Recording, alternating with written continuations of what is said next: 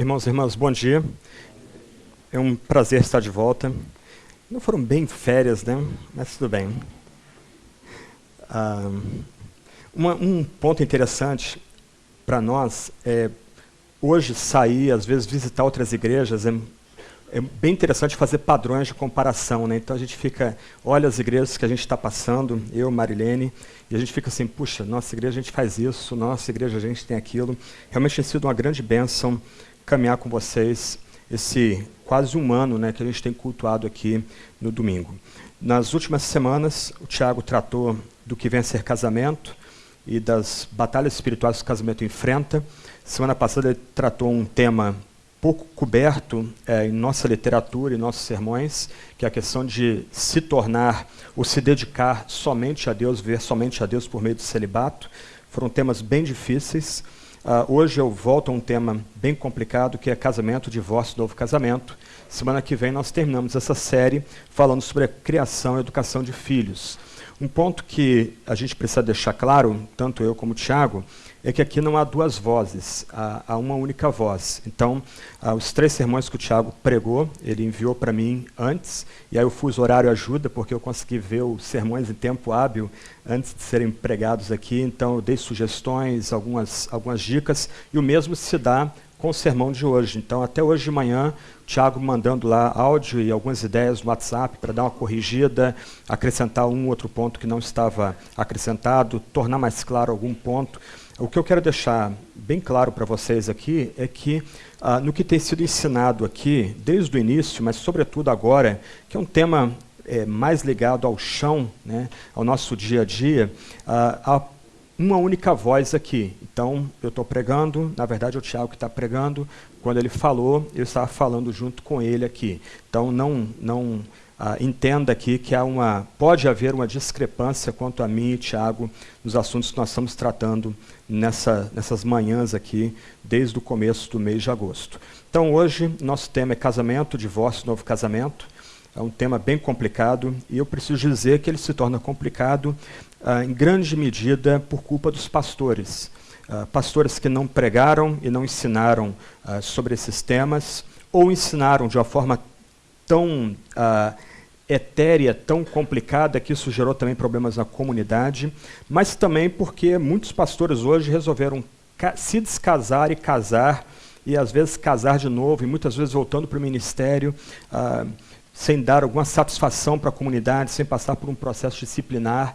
Então, a própria noção de casamento e novo casamento e divórcio é colocada em xeque, em grande medida por culpa de lideranças eclesiásticas que não têm dado bom testemunho nessa área. Posto isso, eu queria começar dando uma breve definição de casamento. Isso já foi tratado antes aqui, mas é bom a gente relembrar o que vem a ser casamento, segundo a Sagrada Escritura, e a partir dessa conceituação a gente avança para considerar alguns textos específicos aí e elaborar alguns pontos para o que nós vamos fazer a partir de agora. A declaração de fé da Fraternidade Reformada Mundial é uma declaração recente.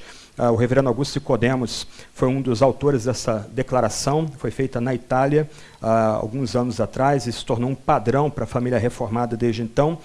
Numa primeira parte do seu artigo, define casamento da seguinte forma: o casamento é uma monogamia heterossexual instituída por Deus, no qual homem e mulher deixam suas famílias e unem-se um ao outro em um relacionamento que dura por toda a vida.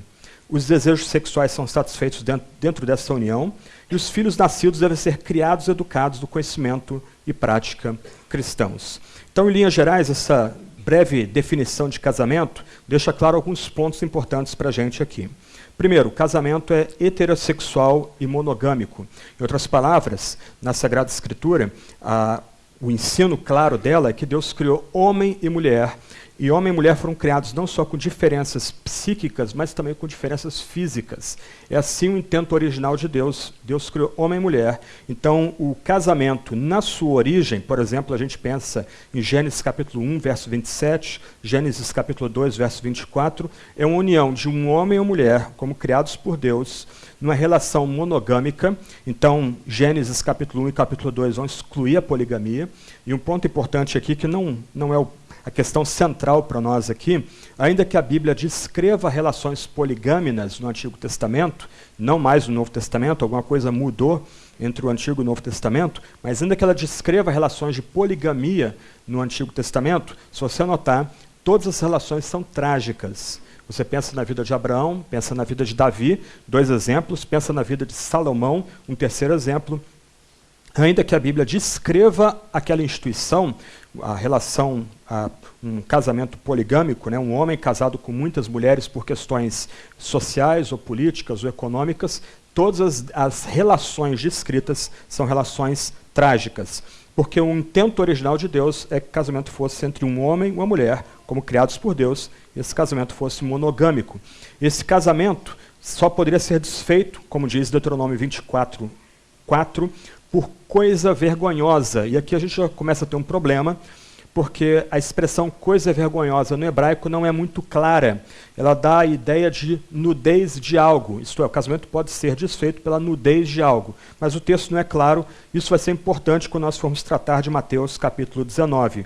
Ainda assim, há já em Deuteronômio, dentro do Pentateuco, dentro desse seção da Bíblia, que na verdade é a base, a estrutura que sustenta toda a Sagrada Escritura, se o casamento, na sua intenção original, um casamento entre um homem e mulher, uma relação monogâmica, e que deveria ser estável, ainda assim já se admite em Deuteronômio que o casamento poderia ser desfeito por alguma coisa vergonhosa que no texto não é claro, não é deixado claro, mas provavelmente está relacionado a questões sexuais. Um outro ponto que a gente descobre também no texto bíblico, e a maior parte das referências que são do Antigo Testamento, é que Deus odeia o divórcio. Isso é dito em Malaquias capítulo 2, verso 16. E que, agora a gente pensa, por exemplo, em Lucas 11, 4, Efésios 4, 32, reconciliação e perdão devem estar presentes não só na vida do cristão, mas nas relações familiares do cristão. Entretanto, já no Antigo Testamento, em Levítico capítulo 20, versos 10 a 12, a Bíblia vai reconhecer que divórcios podem ocorrer mesmo entre aqueles que são membros do povo de Deus. Então, esses são alguns pontos aí importantes ligados à conceituação de casamento. A partir dessa última ideia de que o mesmo texto que fala que o casamento é uma união estável entre um homem e uma mulher, um relacionamento monogâmico sob a bênção de Deus, para que ambos tenham prazer sexual e para que tenham filhos, ainda assim, o texto vai admitir que divórcios podem ocorrer. E essa última ideia, baseada em Levítico capítulo 20, versos 10, 12, e também Deuteronômio 21, verso 4, vai gerar, ou gerou e ainda gera, um grande debate entre os cristãos. A gente pode resumir as posições cristãs em duas posições principais, e dentro dessas duas posições principais vai haver alguma divergência entre eles. A primeira posição é a posição católica. Ela parte da ideia de que o casamento não é apenas uma aliança que é inquebrantável, mas um sacramento. Isto é, o casamento é uma forma de Deus dar graça a pessoas, seja o casal que chega diante do altar para receber a bênção do pároco, mas também os filhos que vão ser nascidos daquela relação. Então, a partir dessa noção aí do casamento como um sacramento, uma aliança indissolúvel, do ponto de vista católico entende que se alguém sofresse o infortúnio do divórcio, um novo casamento não seria permitido, qualquer que fosse a causa, dado o fato do casamento ser sacramental, ou ser uma aliança que não pode ser rompida. Mas você tem alguns matizes aqui, algumas pequenas divergências entre esse primeiro ponto de vista. O ponto de vista nota que é bem estrito. O casamento não pode ser dissolvido sob hipótese nenhuma. Uma primeira posição, que é a posição tipicamente católica, é que não pode haver divórcio, não pode haver novo casamento. Okay? Então esse primeiro ponto aí, ligado diretamente à posição católica, à posição tradicional, como por exemplo está no catecismo católico hoje. A segunda posição, dentro desse primeiro ponto de vista aí, é que o divórcio pode ocorrer, mas não o novo casamento.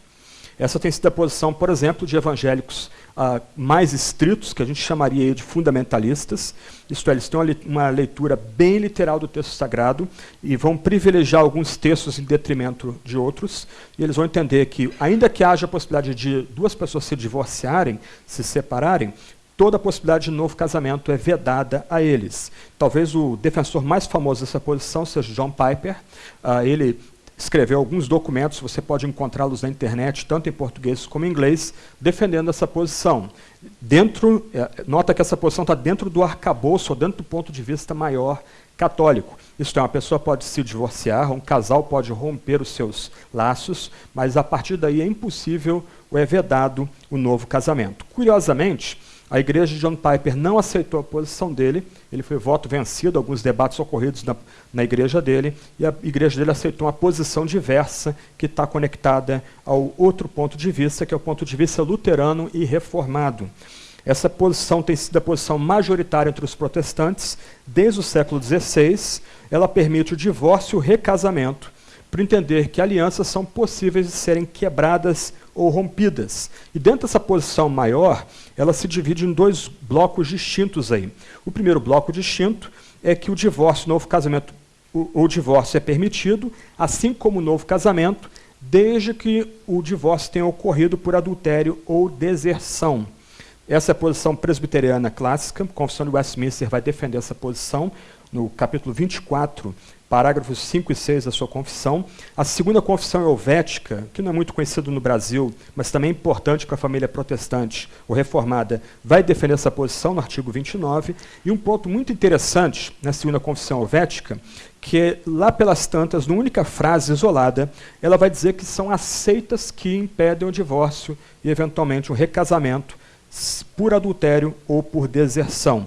E a própria Declaração da Fraternidade Reformada, no seu artigo 9º, parágrafo 4, eu só citei a primeira parte dele, na segunda parte ela vai defender exatamente essa posição, que o divórcio é permitido e também o novo casamento, se por adultério ou deserção. Mas, entre os evangélicos, ganhou talvez destaque a posição que o divórcio, pode ocorrer o divórcio, também o novo casamento, sob várias circunstâncias. Então, aqui é uma posição bem mais liberal, bem mais aberta do que a posição da reforma e bem mais aberta do que as posições estritas derivadas do ponto de vista católico. Ok, isso são algumas pistas aí do que a gente pode achar na história da igreja, até porque nós não chegamos, a igreja não começa com a gente aqui agora, né? Nós já temos aí quase 2000 anos de história, mas o que a gente precisa tentar entender o que a Bíblia de fato ensina sobre divórcio e novo casamento. E nesse ponto, então, eu queria ler algumas passagens bíblicas, começando por Mateus capítulo 5, verso 32, e depois Mateus capítulo 19, verso 9.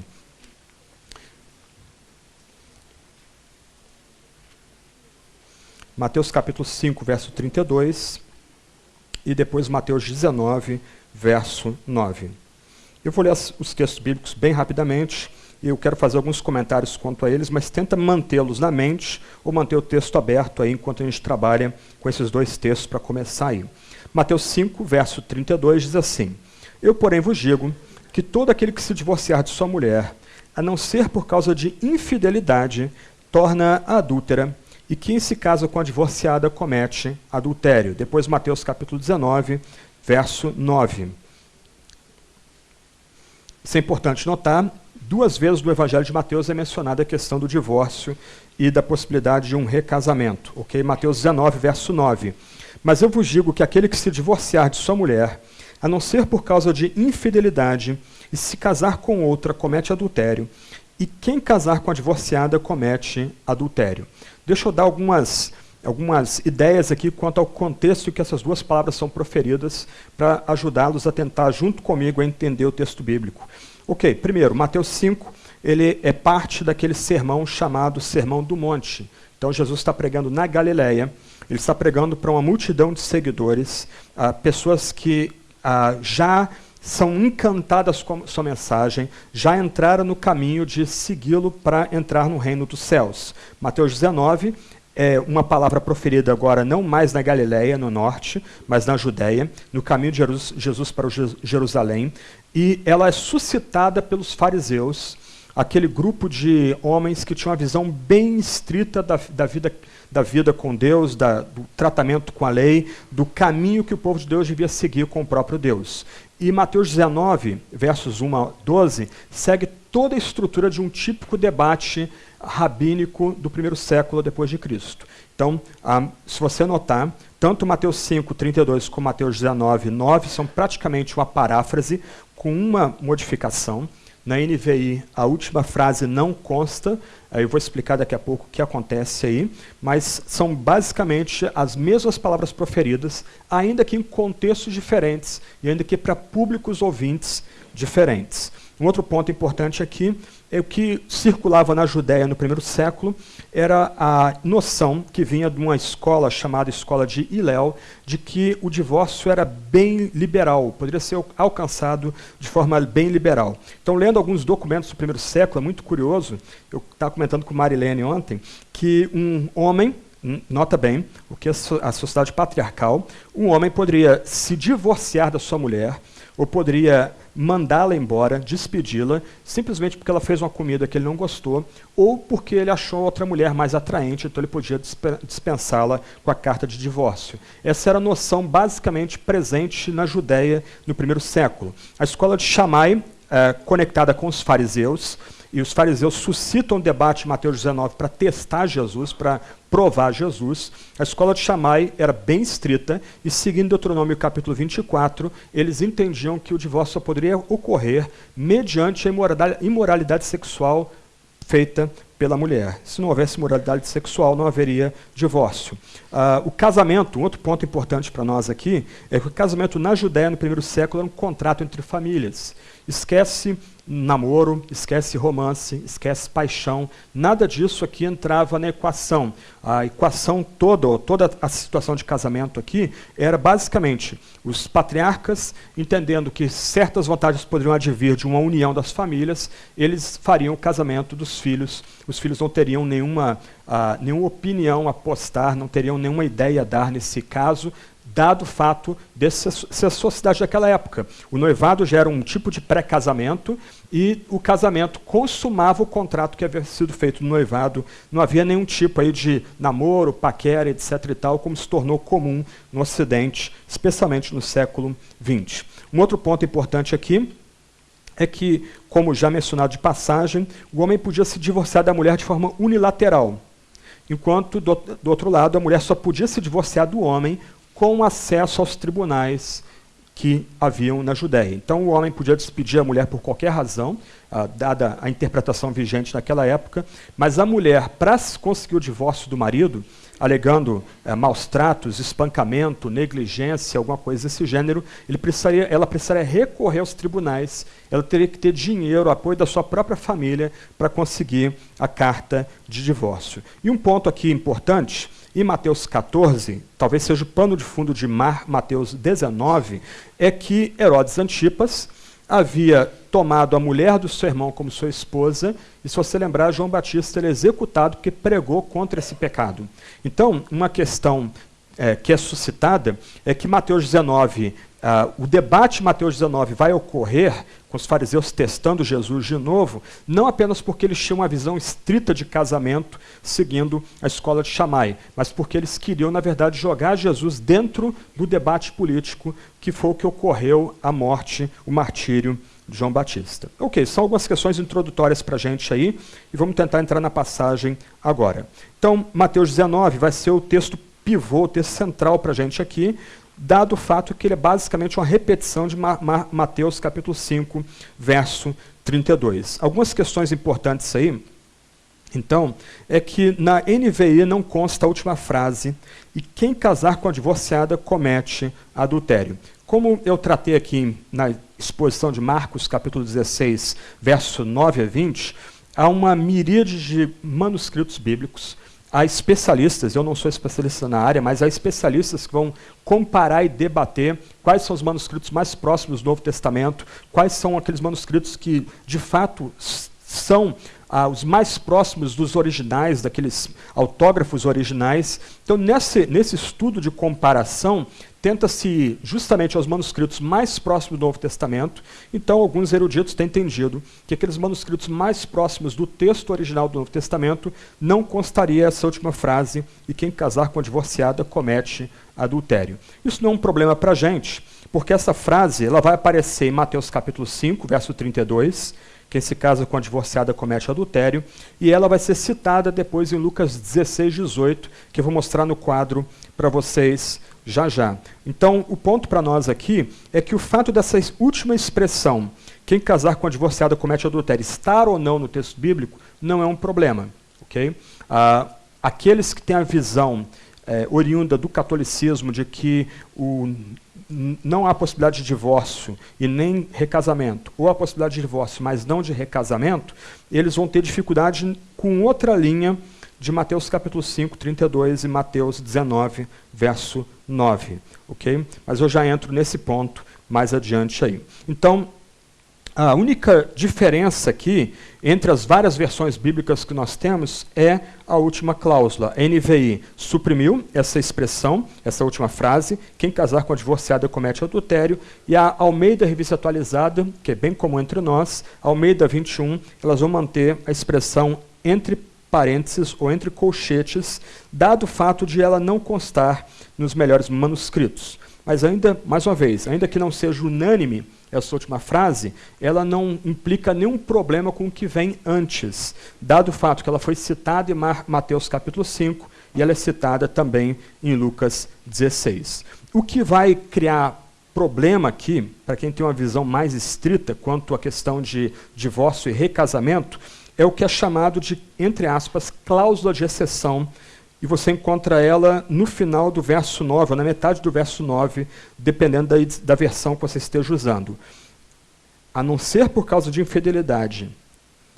Essa é a expressão que vai gerar um bocado de debate entre eruditos, entre pastores, entre membros de igreja, quanto à questão de divórcio e novo casamento. Mas o que eu preciso deixar claro aqui, ainda que essa expressão que aparece em Mateus capítulo 5 e aqui em Mateus 19, não vai aparecer em textos correlatos em Marcos e Lucas, e eu já vou colocar o quadro para vocês verem, ninguém vai disputar a inspiração dessa expressão aqui. Ninguém vai dizer que essa expressão não consta nos manuscritos mais antigos. Ela consta nos manuscritos mais antigos, nos textos mais fidedignos, a expressão está lá. A não ser por causa de infidelidade, ponto. Essa expressão é texto bíblico, não é disputado. O que é disputado é a última linha do verso 9 do capítulo 19, que já está presente em Mateus 5:32 e vai aparecer em Lucas 16:18. Então, nós temos 3 textos agora no Novo Testamento que tratam da questão. E aqui você vai ver de onde surgem os problemas na hora de abordar a questão de divórcio e novo casamento. Então, Mateus 19:9, que nós estamos tratando, o texto diz: mas eu vos digo que aquele que se divorciar de sua mulher, a não ser por causa de infidelidade, e se casar com outra, comete adultério, e quem casar com a divorciada comete adultério. Então, a parte entre colchetes é a parte debatida, a parte em negrito, chamada cláusula de exceção, dentro do debate sobre divórcio e recasamento, ela não é disputada, ok? Aí entra Marcos 10, 11 e 12. E ele lhes respondeu: aquele que se divorcia de sua mulher e casa com outra, comete adultério contra ela. E se ela se divorciar do marido e se casar com outro, comete adultério. O que falta em Marcos 10, 11 e 12? A parte em negrito, chamada cláusula de exceção. Lucas 16, 18. Todo aquele que se divorcia de sua mulher e se casa com outra, comete adultério, e que quem casa com a divorciada também comete adultério. Nota que a parte final, especialmente em Lucas 16, coincide com o texto disputado de Marcos 19, mas o que falta em Lucas 16? A mesma frase em negrito que está em Marcos, capítulo 19, verso 9. E aí é que surge todo o debate quanto à questão de divórcio e novo casamento. O ponto aqui é o seguinte, aí pode manter o quadro aqui. A tentação nossa é abusar de um princípio de que o texto claro ilumina o texto mais obscuro na Sagrada Escritura. Então, aqueles que têm uma visão mais estrita, do tipo divórcio não, novo casamento não, ou divórcio sim, novo casamento não, eles vão entender que Marcos e Lucas sobrepõem Mateus. Só que esse é um mau negócio. Os 3 textos se complementam. Não há uma noção de hierarquia entre os 3 textos. Cada texto tem que ser respeitado o seu devido contexto. Marcos foi escrito para romanos, para um público romano. Lucas foi escrito para um público grego. Mateus para um público eminentemente judeu.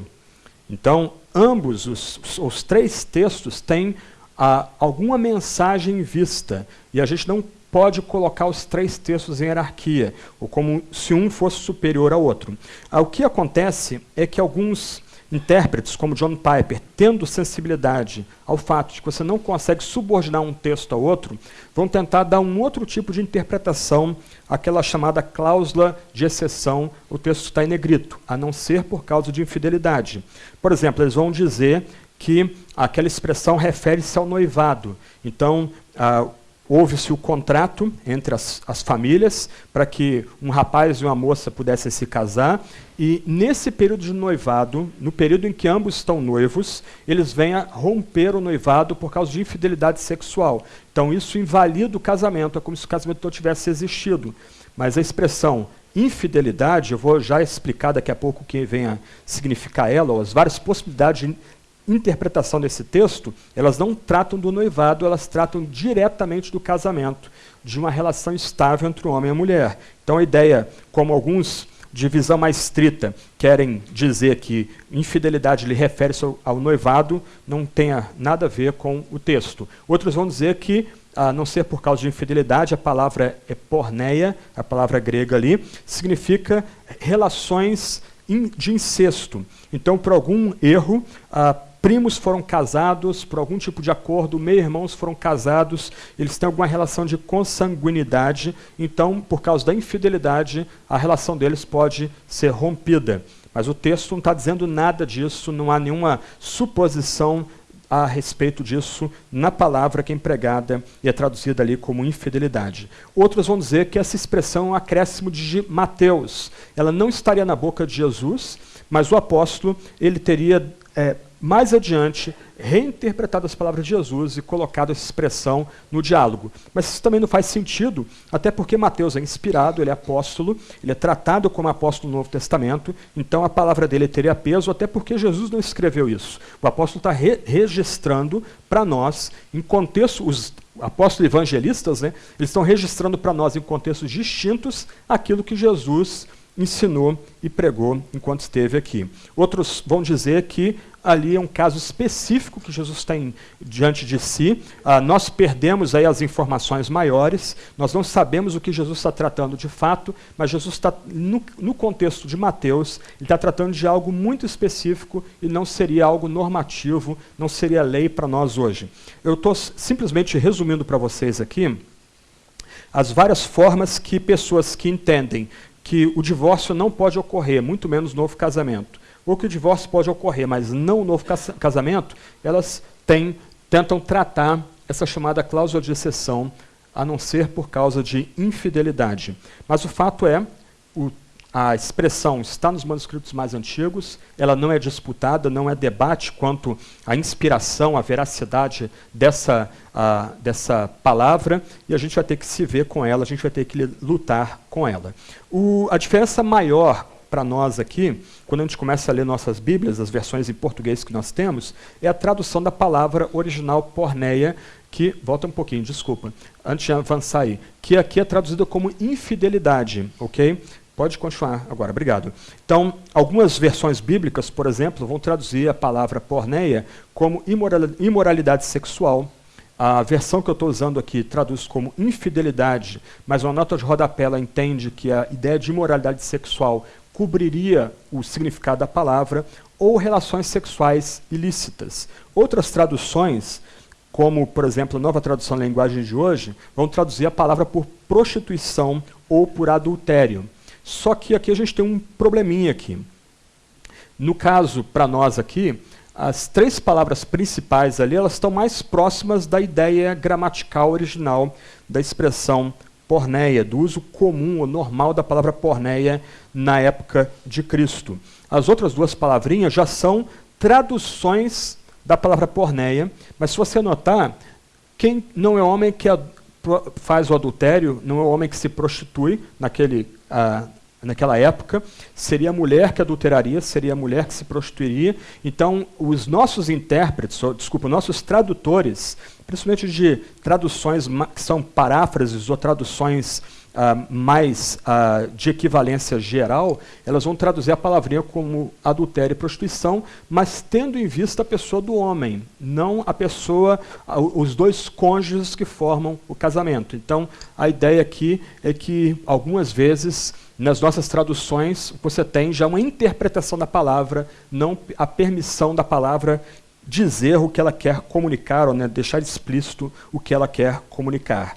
A palavra porneia vai aparecer, então, nesse contexto aí, vai ser uma área de debate, o que ela vem significar, mas as melhores traduções para a palavra são imoralidade sexual, infidelidade, relações sexuais ilícitas. Então, Jesus está dizendo, em Mateus capítulo 19, que o casamento é uma aliança, mas ela pode ser rompida se um dos cônjuges cometer imoralidade sexual, infidelidade ou relações sexuais ilícitas. Algumas traduções mais antigas traduziam a palavra como fornicação, uma palavra completamente fora de uso hoje.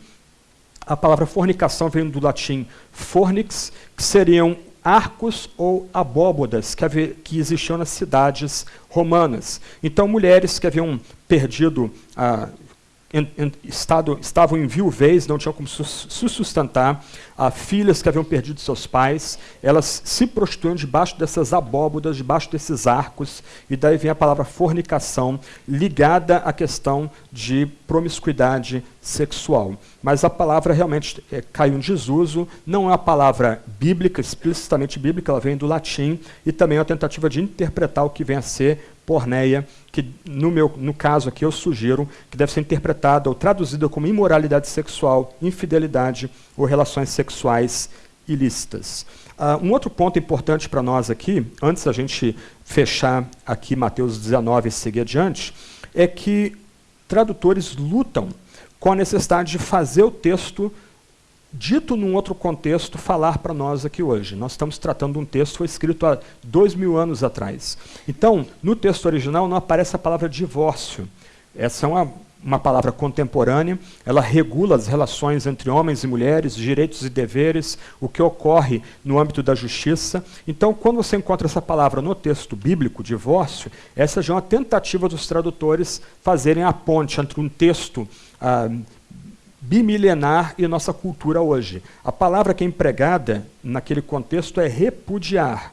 Então, tanto Mateus 5, 32 como Mateus 19, 9 deveriam ser traduzidos como: eu, porém, vos digo que todo aquele que repudiar sua mulher, a não ser por conta de imoralidade sexual, infidelidade, relações sexuais ilícitas, torna-a adúltera, e quem se casa com a repudiada comete adultério. O mesmo também em Mateus 19, verso 9. Então, quando considerado separadamente, o que Jesus ensina no Evangelho de Mateus, então, é que, por causa da dureza do coração dos homens, Jesus aceita a possibilidade de que haja divórcio e recasamento em caso de infidelidade conjugal, em caso de quebra dos laços conjugais por meio de relações sexuais ilícitas. Então esse é o ponto aqui de Mateus capítulo 5, 32, capítulo 19, 9. Um ponto importante para nós aqui, antes de avançarmos, é que a expressão, volta lá no quadro, por favor, Rangel, a não ser por causa de infidelidade, aparece 2 vezes em Mateus. Tanto em Mateus 5 como em Mateus 19, tanto no contexto do Sermão do Monte, Jesus dando orientação para os seus discípulos e como eles devem proceder no mundo, como no debate com os fariseus em Mateus 19, capítulo 9. Mantém o quadro aí um pouquinho. Só que aí a gente tem a tensão de Mateus com Marcos e Lucas. Em Mateus, nós temos 2 vezes a cláusula de exceção aparecendo, a não ser por causa de infidelidade, e Marcos e Lucas essa cláusula não aparece. Então, o que ocorre é que, algumas vezes, principalmente pessoas que têm uma visão mais estrita do tipo divórcio não, novo casamento não, ou divórcio sim, novo casamento não, elas vão tentar interpretar Mateus à luz de Marcos e Lucas. O que elas vão tentar fazer é eliminar um dos 2 lados da tensão. E o que nós temos aqui é uma tensão. Eu vou entrar daqui a pouco nesses detalhes, mas Marcos e Lucas são escritos para o ambiente greco-romano, enquanto Mateus é escrito para o ambiente judaico. No ambiente judaico, como eu já mencionei, o divórcio tem seus regulamentos ainda que para o homem seja mais fácil dar a carta de divórcio para a mulher, do outro lado, a mulher também tem algumas prerrogativas, algumas proteções para o divórcio, mas no ambiente judaico, isso é muito importante deixar claro, ainda que a escola dos saduceus tivesse uma visão mais aberta quanto ao divórcio, o homem acordou de mau humor, não gostou da torrada que a mulher fez, despede a mulher, ainda assim o casamento era visto como tragédia. No ambiente greco-romano, não. No ambiente greco-romano, e Marcos e Lucas são escritos para o ambiente greco-romano, tanto o homem como a mulher podem se divorciar ou simplesmente sair de casa e não voltar mais sem uma formalização legal. Assim era o ambiente greco-romano, e a gente vai voltar a esse ponto quando tratar de 1 Coríntios 7 mais adiante. Então, como é que a gente lida então com essa tensão entre Mateus e Marcos e Lucas? Não eliminando nenhum dos dois polos da tensão. Para deixar muito claro aqui, Marcos e Lucas lidam com o que a gente pode chamar de padrão perfeito de Deus. É o padrão de Gênesis capítulo 1, Gênesis capítulo 2. Aqui não está em debate alguma possibilidade para romper o contrato de casamento, romper o pacto matrimonial. Em ambos esses casos aqui, o que é colocado pelos evangelistas é aquela visão ideal de casamento. E aí o texto vai dizer, aquele que se divorcia de sua mulher e casa com outra, comete adultério contra ela. E se ela se divorciar do marido e se casar com outro, comete adultério. Todo aquele que se divorcia de sua mulher e casa com outra, comete adultério. E quem casa com a divorciada também comete adultério. Então, nossos dois evangelistas estão tratando graficamente lá em cima com o ideal de Deus, aquilo que Deus intenta em última instância. Só que, irmãos e irmãs, nós somos pecadores. E a Bíblia também lida com gente pecadora. E aqui não há espaço para nenhuma visão otimista quanto ao pecado. Pecado não é apenas aquilo que a gente comete de vez em quando. Até o que a gente não comete vem a ser pecado. E pior, mais dramático, nós nascemos em pecado, nós somos gestados em pecado. Nós recebemos o pecado de nossos primeiros pais, Adão e Eva. A prova é que todos nós morremos. Então, se de um lado a Bíblia ela traça para a gente o que seria o padrão perfeito de Deus, aquele padrão ideal de Deus, a Bíblia também nos dá orientações pastorais, orientações e regulamentações para o nosso dia a dia. Então, aqui não tem como colocar um evangelho sobre os outros e não tem como eliminar um evangelho ou relativizar a cláusula de exceção. De um lado, Marcos e Lucas estão lidando apenas com o padrão perfeito de Deus, para um contexto, isso é importante, para um contexto em que para homem e mulher a coisa mais simples do mundo é se descasar. Não era necessário ir a juízes, não era necessário ir a tribunais, era simplesmente fazer um proclama, o casamento está encerrado, e de ambas as partes, tanto do homem como da mulher. Agora, num contexto em que o casamento era visto como tragédia, também se reconhecia a nossa depravação, a nossa falência moral, o fato de que nós fazemos escolhas torpes e tolas muitas vezes. Então, em Mateus 19, Jesus ele dá direção pastoral para aqueles que têm violado o plano, o alvo perfeito de Deus quanto ao casamento. Eu vou voltar a esse ponto várias vezes, mas a gente não pode relativizar nenhum dos dois pontos. Marcos e Lucas tratam exclusivamente desse plano perfeito, dessa noção perfeita de casamento de Deus. Mateus, ele trata do plano perfeito de Deus, mas ele já dá direção pastoral se pecadores quebram os vínculos matrimoniais. Um ponto importante aqui, que eu vou voltar ao final, é que em nenhum momento Jesus está se colocando em oposição a Moisés, no debate em Mateus 19. Na verdade, ele está refinando o argumento de Deuteronômio 24. Quando o texto diz, eu citei ele, de que alguma coisa imoral pode vir a romper o casamento, no hebraico aquilo não é claro, não é direto o que pode vir a romper um casamento. O que Jesus está fazendo aqui é dando uma interpretação final a Deuteronômio 24, dizendo que a coisa que pode dissolver um casamento, nesse contexto, é a infidelidade ou a relações sexuais ilícitas, ou relações sexuais feitas fora do ambiente de pacto que venha a ser um casamento. Então, para nós avançarmos aí e deixarmos os evangelhos por hora para trás, nós não podemos subordinar um evangelho ao outro e não podemos eliminar um polo do argumento. Os dois polos têm que ser mantidos aqui. De um lado, para uma comunidade greco-romana, com muita facilidade para se divorciar, o que os evangelistas colocam diante deles é a visão perfeita, a visão ideal de casamento. Do outro lado, para uma comunidade judaica, lutando com o divórcio como tragédia e reconhecendo o divórcio como algo que ocorre entre seres humanos pecadores, Jesus não só ele nos dá o padrão ideal do casamento, e as palavras são exatamente as mesmas em Marcos e Lucas, mas ele também sinaliza uma direção pastoral para o caso do casamento ser rompido. Ele abre a possibilidade de um recasamento, de divórcio e recasamento, dada a exceção, a não ser por causa de infidelidade ou de relações sexuais ilícitas, ou de imoralidade sexual. Então, isso é basicamente o que os evangelhos têm a ensinar para a gente sobre casamento, divórcio e novo casamento. E a gente precisa avançar um pouquinho. Romanos capítulo 7, versos 1 a 3. É outro texto que volta e meia é usado, né, nos debates, e é usado muitas vezes por aqueles que têm uma visão mais estrita quanto a divórcio e recasamento, geralmente aí negando a possibilidade de divórcio ou negando a possibilidade do novo casamento, mas aceitando o divórcio. Romanos capítulo 7, verso 1, 2 e 3.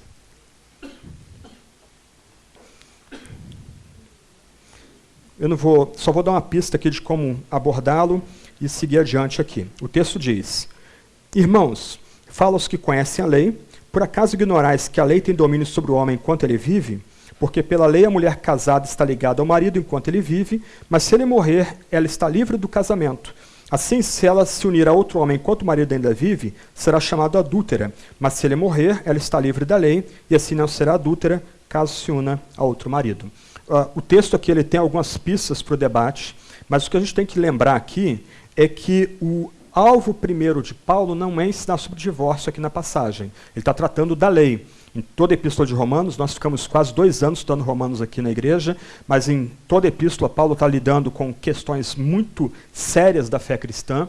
Então ele começa a sua epístola falando de Deus, e depois do pecado, mostrando que os poderosos são pecadores, os moralistas são pecadores, religiosos são pecadores. A única forma de se livrar do pecado é crendo em Jesus Cristo.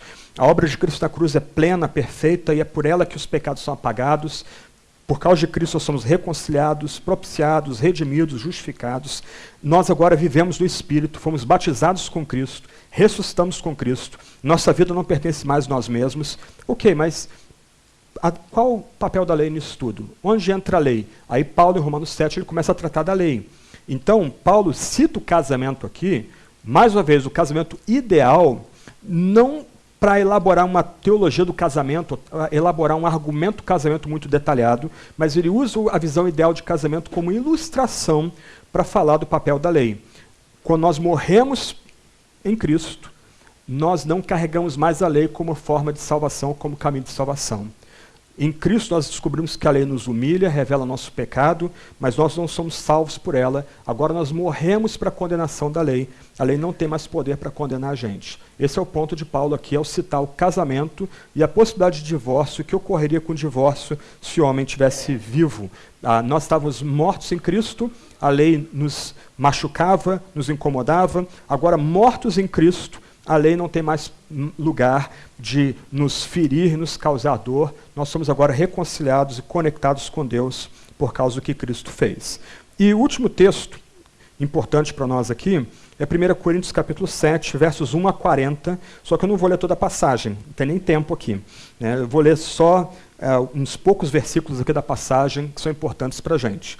Como eu fiz com Mateus, e de alguma forma com Marcos e Lucas, eu queria dar o contexto aqui desse texto bíblico. E o contexto aqui é importante. A gente não pode perder de vista o que Jesus está respondendo, o contexto que Jesus se move e ensina e prega, e a gente também não pode perder de vista o contexto em que Paulo está pregando e ensinando aqui em 1 Coríntios capítulo 7, versos 1 a 40. Alguns pontos importantes aí. Como eu já disse, na sociedade romana, ou greco-romana, qualquer um dos cônjuges, homem ou mulher, podia se divorciar do outro por meio de decisão unilateral ou simplesmente abandonando o cônjuge. E não há aqui, gente, nenhuma noção de divórcio como tragédia, como mesmo os judeus mais liberais teriam. Mesmo a escola de Hillel, ela entenderia mesmo tendo uma visão bem aberta, bem lata de divórcio, ou da possibilidade do divórcio, ela entenderia que o divórcio é uma tragédia para a sociedade, uma tragédia diante de Deus. Eles não relativizariam a noção de que Deus abomina o divórcio. Mas na sociedade greco-romana, não é Deus, não é Javé que é a referência, não é o eu sou do Antigo Testamento, o Deus que vem a nós em Jesus Cristo, que é a referência para o mundo greco-romano. Então, para o mundo greco-romano, o casamento é um contrato que pode ser desfeito pelas duas partes. O homem acordou de mau humor, ele simplesmente pode se despedir da mulher ou dizer, olha, estou indo embora. A mulher acordou de mau humor, ela tem a sua família para cuidar dela, ela simplesmente vira para o marido, olha, acabou, cansei, estou indo embora. E assim era. Simplesmente uma questão meramente... não havia nenhuma formalidade legal para terminar um casamento no mundo greco-romano. Um outro ponto importante aqui é que os eruditos têm notado Corinto era uma cidade altamente cosmopolita, seria equivalente talvez a uma São Paulo ou Rio de Janeiro da gente. Ela seria a cidade mais importante da Grécia nessa época. Atenas viveria de glórias passadas, não teria mais nenhuma relevância nessa época. Corinto era um centro comercial riquíssimo, Sencreia, um porto, ficava a poucos quilômetros dali. Todas as especiarias que vinham de Egito, vinham da Ásia, passavam por Corinto. Antes de irem para a Europa, para a Europa Ocidental, para Roma, para o resto do Império Romano. Então, nessa cidade, havia uma alta taxa de divórcios. Era algo muito comum pessoas serem divorciadas na cidade de Corinto. E, segundo alguns eruditos também, muitos membros da igreja em Corinto teriam se casado de novo antes da sua conversão. Então, nota que agora nós temos um outro contexto, um contexto muito diferente do contexto suscitado pelas palavras de Jesus em Mateus, Marcos e Lucas. Agora o contexto é outro. Nós não estamos falando mais de pessoas que conhecem a Sagrada Escritura, pessoas foram criadas no contexto da aliança, pessoas foram circuncidadas para serem parte do povo de Deus, pessoas que já têm o Antigo Testamento nas mãos.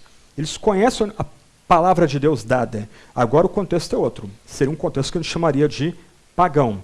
Pessoas que não têm nenhum conhecimento da fé de Israel, do Deus de Israel, dos oráculos que Deus deu para Israel, da circuncisão como sinal de pertencimento a Israel. O contexto agora é completamente outro, completamente distinto.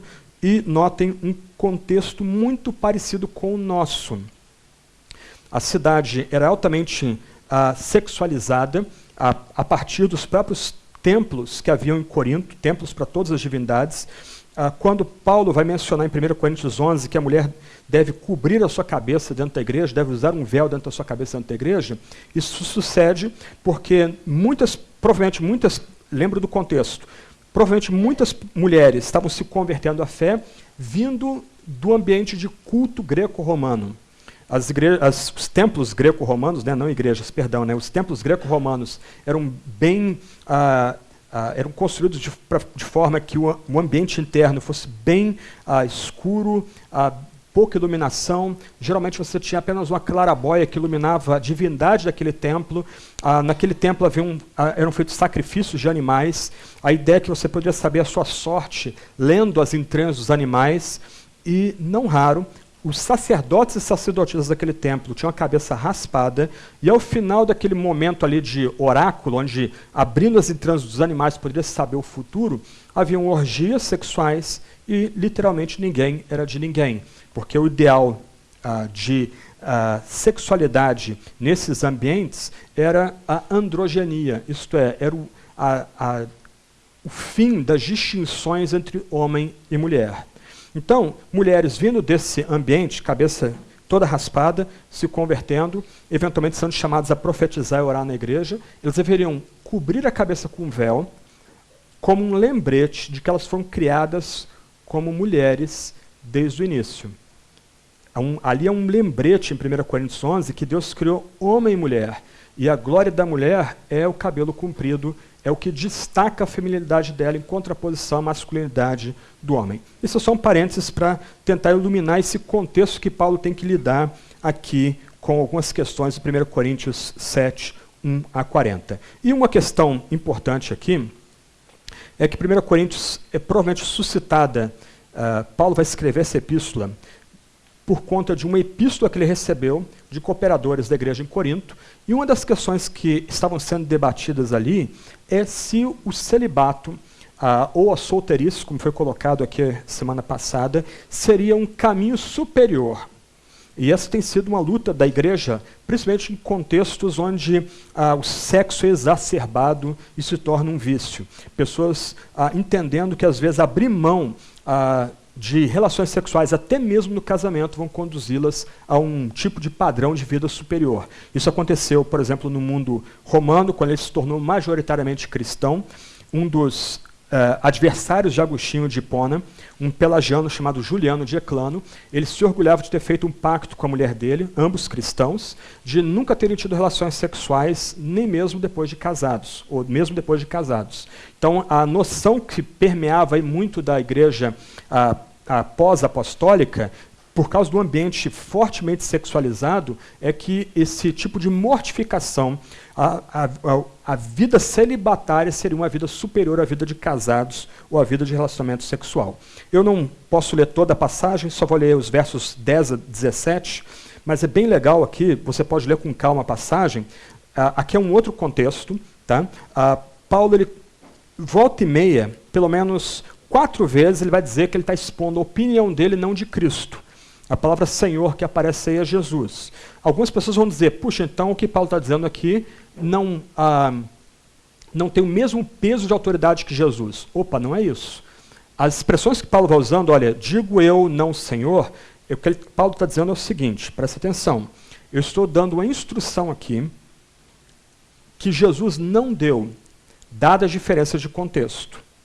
Agora, isso aqui não abre a porta para a gente continuar criando novas instruções para divórcio e novo casamento. Paulo vai dizer no final da passagem que ele tem o Espírito de Deus.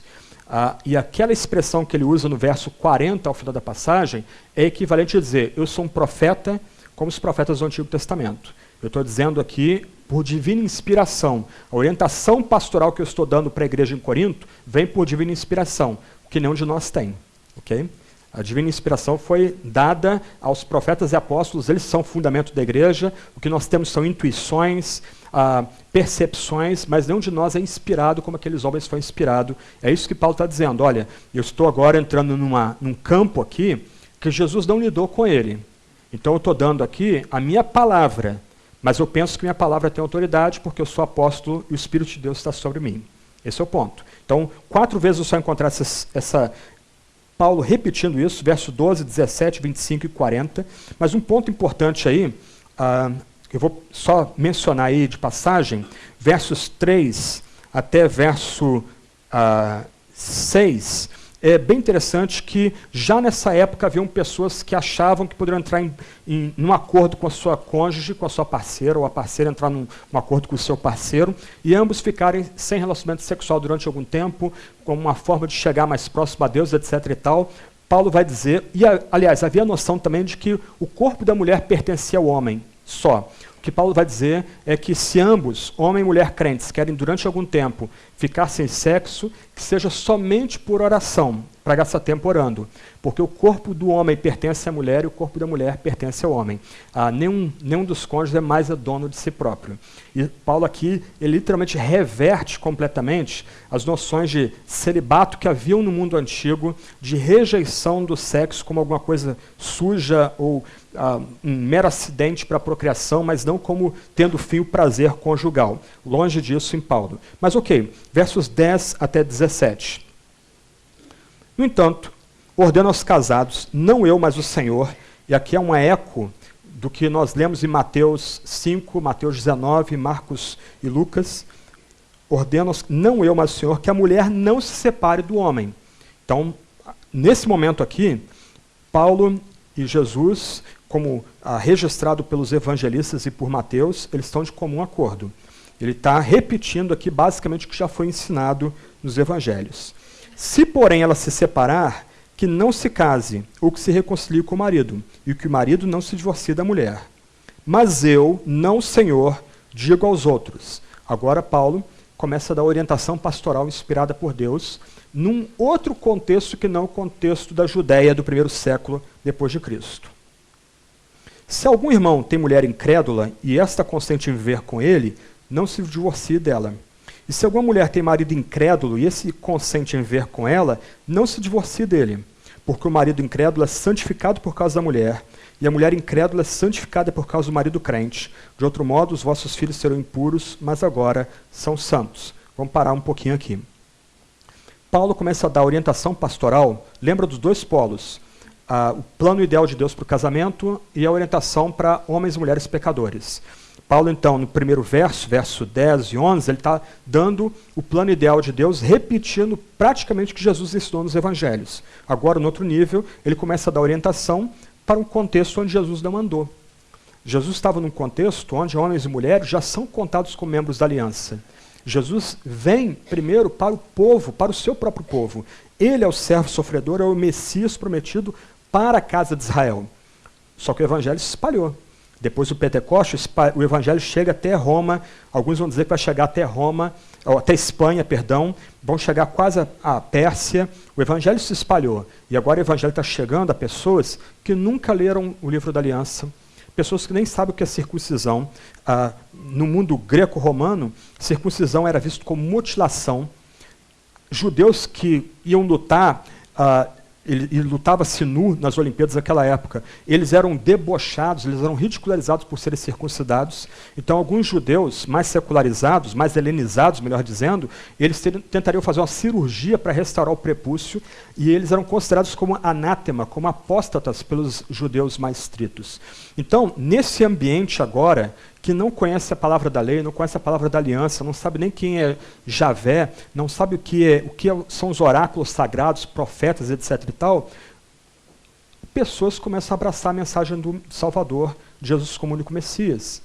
E o que acontece aqui, nota, Paulo não está preocupado com o passado, quantos divórcios ou quantos casamentos ou recasamentos a pessoa passou, ele está preocupado com o tempo presente.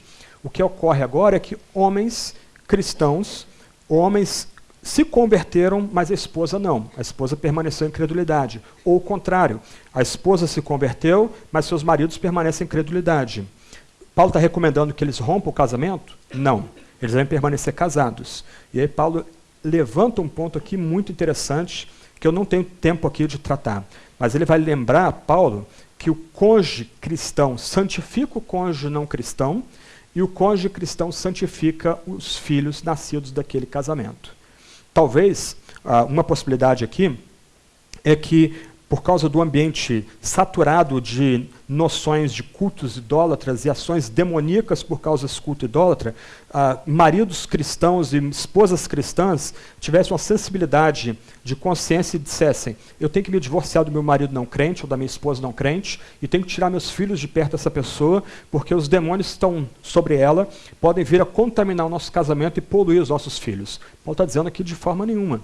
Na verdade, o que está em nós é maior do que está no mundo. Então, o casamento deve permanecer pela parte cristã, porque o cristão, o cônjuge cristão, ele santifica o cônjuge não cristão, assim também como os filhos. Há todo um debate sobre o que vem a ser esse santificar, que eu não tenho tempo aqui de tratar, mas o ponto é que há algum tipo de influência graciosa e benigna que vem do cônjuge cristão no casamento para o cônjuge não cristão, também para os filhos. Mas aí Paulo começa a lidar com a prática, com o dia a dia.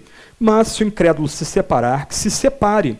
Nesses casos, nem o irmão nem a irmã estão sujeitos à servidão, pois Deus nos chamou para vivermos em paz. Pois como sabes, ó mulher, se salvarás teu marido? Ou como sabes, ó marido, salvarás tua mulher? Somente viva cada um como o Senhor lhe determinou, cada um como Deus o chamou. É isso que ordeno em todas as igrejas. De trás para frente. O que Paulo está ensinando aqui é o padrão que ele ensina em todas as igrejas por onde ele passou. Corinto é escrito aí, provavelmente ao final da sua segunda viagem missionária. Paulo, então, já tem plantado bastante igreja, não só pela Síria, mas também pela Ásia Menor, pela atual Turquia, por partes da Grécia. Então, o que ele está ensinando para o povo em Corinto e para nós, hoje, é o que ele ensinava nas igrejas por onde ele passou, era o padrão que ele oferecia para aquelas comunidades. E o que ele oferecia para aquelas comunidades? Primeiro, aqueles que estão em casamento misto não devem ter a presunção de que o seu cônjuge não cristão possa vir à fé. Isso é algo que está oculto em Deus. O cônjuge cristão não tem poder de converter o seu esposo ou sua esposa, ele não tem o poder de converter os seus filhos. Então, Paulo, verso 16, ele vai destruir toda a ideia de que o cônjuge cristão possa ter alguma parcela de ajuda no processo de conversão daquele cônjuge que não é cristão. E aqui um parênteses. Nós temos que lidar com muito cuidado com pessoas que, ou melhor, cristãos que venham a namorar ou se relacionar com não cristãos, tem que tomar muito cuidado. Algumas vezes, pessoas que experimentaram a conversão do seu cônjuge tempos depois, vão anunciar isso, ou vão testemunhar isso, como se fosse um padrão. Não é um padrão. Nós não temos, não está em nós o poder de levar os nossos entes queridos à fé. Isso está oculto em Deus. Então, verso 16, Paulo estilhaça toda a pretensão da mulher ou do marido em salvar o seu cônjuge. Isso é uma impossibilidade. Okay? Mas o que acontece no verso 15? Lembra? Verso 10 e 11, Paulo está lidando com a regra ideal, com o plano perfeito de Deus, no mesmo tom de Jesus em Marcos 16, ou Marcos 11, Lucas 16, também Mateus 5 e 19. Agora ele entra dando orientação pastoral inspirada por Deus. Se o incrédulo se separar, que se separe. Nesses casos, nem o irmão, nem a irmã estão sujeitos à servidão. Então o que ele está dizendo aqui? De um lado, o cônjuge cristão deve permanecer casado dentro das suas forças, porque ele, de alguma forma, santifica o cônjuge não cristão, santifica os filhos nascidos daquele relacionamento. Do outro lado, se o cônjuge não cristão quiser romper o relacionamento, que assim seja, que ele deixe o cônjuge não cristão ir embora. E a expressão não estão sujeitos à servidão, aqui é uma menção a documentos do primeiro século depois de Cristo, de divórcio judaicos, em que Paulo aqui, na verdade, ele oferece um resumo. Ele vai dizer mais ou menos o seguinte: você é livre para se casar novamente com qualquer homem. Então, o que Paulo está ensinando aqui para a igreja em Corinto é: o casamento, no nível ideal, é indissolúvel, mesmo que entre um homem cristão e uma mulher não cristã, mesmo que seja entre uma mulher cristã e um homem não cristão. O cônjuge cristão ele santifica o cônjuge não cristão, e o cônjuge cristão santifica os filhos nascidos daquele casamento. Agora, se o cônjuge não cristão, homem ou mulher, quiser romper o casamento, que assim seja, e agora o cônjuge cristão está livre, liberado para casar novamente. Essa expressão ficar livre vai aparecer no capítulo 7 ainda, verso 39, quando Paulo lida com as viúvas da igreja. Ele está dizendo que o ideal seria que as viúvas se dedicassem ao Senhor, mas elas também estão livres. Mesma expressão usada em 1 Coríntios capítulo 7, verso 15. Elas estão livres para casar de novo, se assim o for. Então, o que Paulo está ensinando para a gente aqui, num contexto diferente de Jesus, é que o plano perfeito de Deus é que o casamento perdure.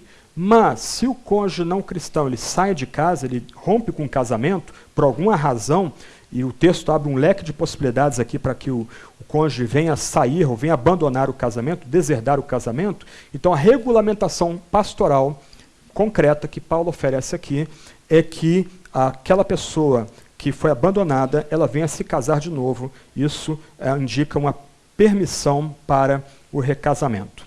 Ok, algumas conclusões e a gente caminha agora para o final. Mateus 19, 9 é a passagem pivô, a passagem central das discussões sobre casamento e divórcio. Nós temos uma cláusula de exceção, a não ser por causa de infidelidade, que é fidedigna e se mantém. Ela aparece em todos os manuscritos antigos, ela está presente em todas as edições ou versões bíblicas que nós temos. Essa cláusula de exceção, então, nos lembra que Jesus ensina a permissão para o divórcio e recasamento em caso de infidelidade. Um outro ponto aqui, segundo, a tentativa de reduzir a tensão entre Mateus 19, 9 e Marcos 10, 11, 12 e Lucas 16, 18, por meio de diminuir a veracidade de um dos polos, não faz justiça tanto ao padrão perfeito de Deus, que o casamento é ordenado por Deus, uma relação monogâmica marcada por estabilidade, mas também quanto à orientação ou regulamentação pastoral que vem de Deus, dada aos cristãos. Nós temos de entender e aceitar a tensão entre a vontade de Deus para o casamento e as situações criadas pelo pecado humano dentro do casamento, o que leva, às vezes, à sua quebra. Ao dizer que quem se casa depois de repudiar sua esposa comete adultério, presta atenção, Jesus está dizendo que o recasamento em geral é pecado, pensando no plano ideal, padrão perfeito de Deus para o casamento. Mas Jesus, ele não está censurando Moisés por ter concedido a possibilidade de divórcio por causa da dureza do vosso coração. Ele concorda com Moisés quanto à dureza do coração, além de manifestar o mesmo desejo de ajudar. Mas sua ajuda, diferente dos mestres religiosos da sua época, não consiste em liberalizar o divórcio, mas em refinar o argumento de Moisés, como dado lá em Deuteronômio capítulo 24, né, a coisa vergonhosa. Ele agora define o que é aquela coisa vergonhosa, é a infidelidade ou relações sexuais ilícitas, ou relações sexuais feitas fora do ambiente do casamento. Jesus mesmo vai dizer, não penseis que vim abolir a lei aos profetas, não vim abolir, mas cumprir. O que Jesus está mostrando é que há uma continuidade entre o ensino dele e o ensino de Moisés, não há ruptura entre o que Moisés ensinou e o que Jesus ensinou. O que Jesus faz é preencher aquilo que ficou indefinido em Deuteronômio 24, verso 1. Então Jesus permite o divórcio no único caso excepcional. Isto é, a relação sexual ilícita ou imoralidade fora do ambiente do casamento. Essa permissão é dada por causa da dureza dos corações. Presta atenção. Não é uma licença alegre e universal, na verdade é uma licença restrita e triste. Quem mexe com aconselhamento, lembra que a experiência humana que gera mais dor no ser humano é a perda do ente querido. A perda de um cônjuge, a perda de um pai, uma mãe, um filho, literalmente na escala de 1 a 100, uma experiência devastadora. A segunda experiência mais devastadora que o ser humano passa é literalmente o divórcio, a quebra de um casamento. Então, a licença que Jesus oferece aqui não é uma permissão dada com alegria, uma permissão, um tipo de jeitinho para burlar as exigências quanto à santidade do casamento dadas no Antigo Testamento, mas uma permissão restrita e triste. O estudo do contexto de Mateus 19, 9 mostra no diálogo entre Jesus e os fariseus a existência de um padrão instituído por Deus, o que Deus uniu, o homem não separe, Mateus 19, verso 6, mas também a regulamentação pastoral como verdade e intenção, a não ser por causa de infidelidade, o casamento pode ser desfeito e a parte ofendida ou magoada vir a casar de novo. Paulo, em 1 Coríntios 7, versos 10 a 15, afirma tanto o padrão de Deus para o casamento, como a regulamentação pastoral, dessa vez para casamentos entre pessoas crentes e não crentes. Na proibição de separação e recasamento, em 1 Coríntios 7, 10, 11, a gente tem o padrão absoluto de Deus. Então, Paulo está na mesma linha que Jesus, em Marcos 10, 11, 12 e Lucas 16, 18. Se pede que o crente não tome iniciativa de separação. Agora, em 7,15, como Jesus fez em Mateus 19, 9, Paulo agora permite a separação e divórcio no caso da parte não crente desejar separar-se. Então, agora Paulo não só ele oferece o padrão absoluto de Deus, mas ele oferece também uma direção pastoral inspirada por Deus, dado o fato que Paulo é profeta, ou Paulo é apóstolo, como Mateus também era apóstolo. Paulo tem o Espírito de Deus, como ele diz em 7,40. Portanto, concluindo aqui toda essa massa de textos bíblicos do que a gente viu. É bíblica a permissão do divórcio em 2 casos. Primeiro, no caso de relações sexuais ilícitas praticadas pelo cônjuge, e B, no caso de casamento misto em que o cônjuge não crente abandona o crente. Algumas recomendações pastorais, então, para a gente aqui, nós acabamos a nossa meditação de hoje cedo. Primeira recomendação aqui para a gente aqui. A indissolubilidade, obrigado, dos laços conjugais deve ser pregada e ensinada com ênfase. A gente não pode abrir mão do padrão perfeito divino para o casamento. Isso tem que ser ensinado para todos aqui. Não só para aqueles que já estão casados, mas para aqueles que querem casar também. Algo que nós temos conversado aqui é dos nossos seminaristas nos ajudarem a caminhar com noivos que queiram vir a casar aqui na igreja. Então a ideia é que nossos seminaristas vão suplementar o trabalho que Tiago e eu temos feito aqui, entrevistando esses futuros casais, tentando caminhar com eles, tentando dar direção bíblica para eles, ajudando-os a notar que a Bíblia tem um alto padrão para casamento. A Bíblia não brinca com casamento. Então, os noivos em preparação para o casamento devem entender que há um padrão perfeito como meta a ser alcançada. E aqui a gente vai fazer bem em lembrar que a gente não deve casar com quem a gente está momentaneamente apaixonado ou apaixonada. A gente casa com alguém que vai ser, de fato, nosso melhor companheiro ou amiga ou companheira para o resto da vida. Segundo ponto. O divórcio sempre representa um fracasso em alcançar o ideal de Deus. Mesmo em caso de adultério, o ideal seria a reconciliação. Aqui a gente lembra do profeta Oséias, especialmente capítulo 3, verso 1 a 3, quando Deus ordena a Oséias a retomar sua esposa, mesmo depois de ela ter sido prostituída. É uma mensagem muito difícil, mas esse é o padrão bíblico. Então, num caso de adultério e que isso se torna público, o que a igreja precisa, com muito tato, muito carinho, muito amor, é ajudar o casal a se reconciliar. Esse é o ideal. Então, a igreja fazendo esforços para evitar o divórcio, buscando perdão e restauração naquele casamento, por meio do quebrantamento de ambos os cônjuges. Assim, ainda assim, o divórcio em caso de adultério não é pecado. O adultério aqui seria imoralidade ou relacionamento sexual ilícito, como ensinado por Jesus em Mateus capítulo 5 e Mateus capítulo 19. Então, no caso de infidelidade, o divórcio não é pecado e não há restrição bíblica quanto ao novo casamento nesse caso. Okay? Então, o que a gente aprende de Jesus, especialmente em Mateus 5 e Mateus 19, a mesma cláusula sendo citada nas duas passagens, é que se o casal entende, ou um dos lados entende que, mesmo perdoando, não consegue mais viver com o cônjuge que quebrou o vínculo de casamento, então aquela pessoa que foi ofendida e foi magoada, ela pode se divorciar, isso não é pecado, inclusive o novo casamento é uma possibilidade para ela também. Isso tem que ficar bem claro para nós aqui. O casamento se desfazendo por conta de imoralidade sexual, a parte que foi ofendida, a parte que foi magoada, ela está livre para se divorciar e buscar um novo casamento. No caso de 1 Coríntios 7, tem sugerido ali que o abandono por parte do cônjuge não cristão implicaria, por exemplo, se negar ter relações sexuais com sua esposa durante longo período de tempo, ou a esposa não cristã se negando a ter relações sexuais com o marido, violência doméstica, abandono de apoiar financeiramente o lar. Então isso estaria também debaixo da noção do abandono do casamento em 1 Coríntios 7. Um ponto que eu só vou mencionar aqui, depois vocês podem ter acesso ao material escrito, em Malaquias 2, 11 a 16, vai equiparar divórcio e violência doméstica. Então, algumas pessoas têm sugerido, baseado em Malaquias 2, 11 a 16, o mesmo texto que diz que Deus odeia o divórcio, que aventais sujos, porque alguém foi machucado numa briga, numa altercação dentro de casa, isso também abriria a possibilidade de um divórcio, que não seria pecado, que abriria para a parte ofendida a possibilidade de se casar de novo. Terceiro ponto. Divórcio entre cristãos, sem que tenha havido imoralidade sexual por parte do cônjuge, é pecado.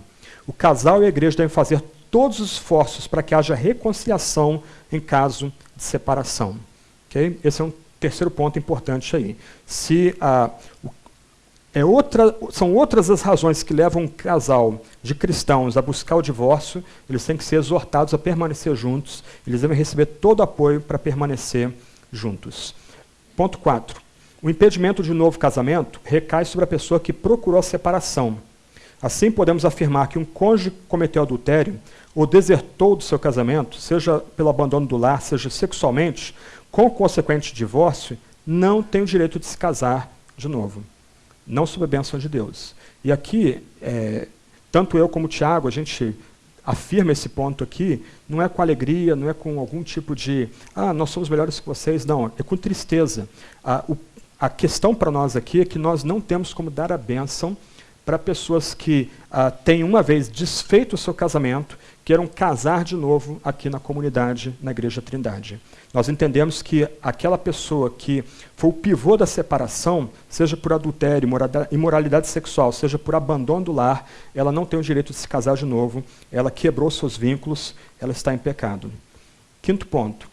Os casais cristãos que se separaram injustificadamente devem confessar seu pecado a Deus um ao outro e procurar reconciliação, presta atenção, caso ainda não tenham se casado novamente. Okay? Aqui não tem espaço para noções do tipo, e eu já tenho escutado muito isso no nosso meio, principalmente para quem tem visões bem estritas sobre divórcio e novo casamento, que a pessoa tem que se desfazer a sua atual relação e procurar o relacionamento anterior e se reconciliar com ela. Isso é bizarro, não há suporte bíblico nenhum para esse tipo de coisa. Infelizmente, são ideias que circulam no meio evangélico, ok? E eu tenho escutado sobre isso. Então, a busca por reconciliação de um casal que tenha sido divorciado só deve se dar se um dos cônjuges não se casou novamente. Aos que foram abandonados por uma razão injustificada, se o seu cônjuge casou de novo ou não é possível a reconciliação, busque um novo casamento. O Senhor lhe dará graça para essa nova fase. Última orientação pastoral aqui. E aí presta atenção que essa é importante também. A gente lembra, tem o plano ideal de Deus, mas nós somos pecadores aqui também.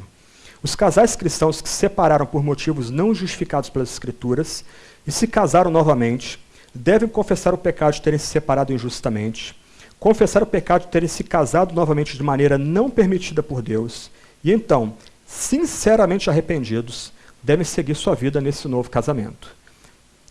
Um crente divorciado, eu que tenha se casado novamente, não deve se sentir menos amado por Deus, mesmo que seu divórcio ou segundo casamento não esteja sob uma cláusula de exceção de Mateus 19, 9 e do ensino de 1 Coríntios 7, 10, 11 e 15.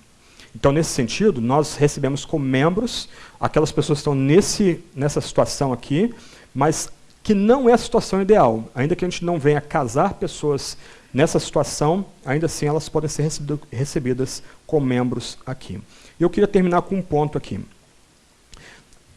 Para mim, descansar sobre a soberania de Deus não é apenas uma necessidade intelectual. Eu não creio que Deus é absolutamente soberano apenas por questões de teologia, obviamente por causa do ensino bíblico, Isaías, Paulo em Romanos, em Gálatas, fala muito sobre a soberania divina, mas também por uma questão existencial. Gente, nós estragamos tudo que nós mexemos. Nós temos a incrível capacidade de, diferente do rei Midas, que em tudo que tocava fazia ouro, em tudo que nós tocamos, nós fazemos caca. Isso somos nós. Nós os auto-sabotamos. Mas sabe o que é legal? O bonito é que a gente não precisa maquiar nossa história pessoal, a gente não precisa apagar elementos da nossa história pessoal. Se Deus é soberano, e Deus o é, se Deus reina sobre toda a criação, e Deus de fato reina, até mesmo as nossas escolhas torpes, pecaminosas, estúpidas, até mesmo aquilo que nós destruímos, está debaixo do controle soberano de Deus. Ele tem poder de fazer coisas boas até mesmo disso. A Bíblia está cheia de provas disso. A gente pode pensar em Davi, Betseba, todo aquele caso horroroso, e de Davi e Betseba vem Salomão, e não só isso, de Davi e Betseba vem o nosso Salvador, o Messias. Nosso Salvador tem na sua linhagem prostitutas, a gente escutou isso, Jonas pregando no começo do ano passado aqui, prostitutas, traidores, gente infiel, idólatras. Então, meu ponto é o seguinte, ainda nesse sexto item aí, se você se vê numa situação que não é ideal, e você já confessou isso para Deus, já se quebrantou, você não precisa ficar se martirizando. Deus está guiando sua vida. Mesmo as suas escolhas estão debaixo do plano soberano de Deus. E Deus tem poder de fazer coisas boas, mesmo de escolhas erradas, equivocadas e torpes nossas. Então, isso aqui nós temos a dizer sobre divórcio e novo casamento. Domingo que vem, o Tiago vai recomendar um livro que nós temos usado por base aqui para nossas palestras, mas nós entendemos que essa é aquela direção que vem da parte de Deus, da própria Sagrada Escritura, para nós aqui agora. Vocês vão ter depois disponível tanto o PowerPoint como o material escrito. Eu tentei hoje escrever quase todo o sermão aqui para não deixar palavras fora de lugar aqui, dada a importância do assunto e da necessidade de tratar dessa questão com vocês aqui hoje de manhã. Nossa oração é que Deus nos guie em todo o tempo, Deus nos abençoe, sobretudo nas escolhas com quem alguns de vocês vão casar, que sejam escolhas feitas no Senhor de fato, e, sobretudo, que Deus dê graça para aqueles que estão casados, para que haja ambiente de perdão mútuo, de quebrantamento mútuo, de amor renovado, de renovação da aliança, mesmo, lembra o ponto 6, mesmo para aqueles que se recasaram sem estar no plano ideal de Deus, mesmo que o recasamento tenha surgido por uma razão não coberta pela Sagrada Escritura. Não tema, Deus usa até mesmo nossas escolhas equivocadas, nossos pecados, mesmo grosseiros, para a sua maior glória. Eles não estão fora do plano soberano de Deus, nem surpreendem o próprio Deus. Vamos orar, depois o Tiago está com a palavra.